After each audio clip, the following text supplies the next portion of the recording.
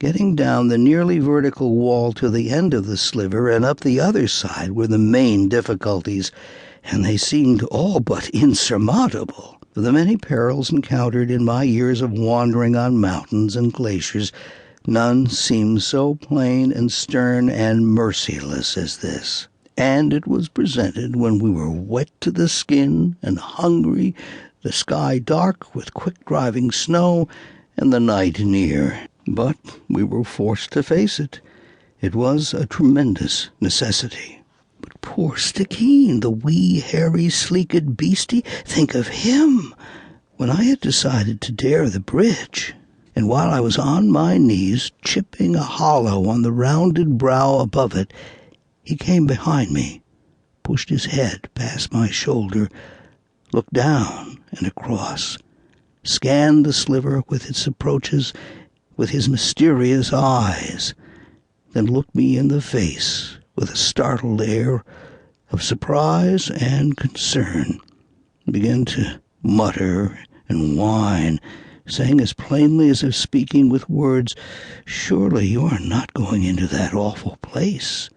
This was the first time I had seen him gaze deliberately into a crevasse or look into my face with an eager, speaking, troubled look. That he should have recognized and appreciated the danger at first glance showed a wonderful sagacity.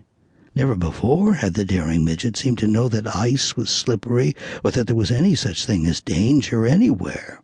His looks and tones of voice when he began to complain and speak his fears were so human that I unconsciously talked to him in sympathy as I would to a frightened boy, and in trying to calm his fears perhaps in some measure moderated my own. "Hush your fears, my boy," I said. "We will get across safe, though it is not going to be easy. No right way is easy in this rough world. We must risk our lives to save them. At worst, we can only slip, and then how grand a grave we will have, and by our nice bones will do good in the terminal moraine." But my sermon was far from reassuring him.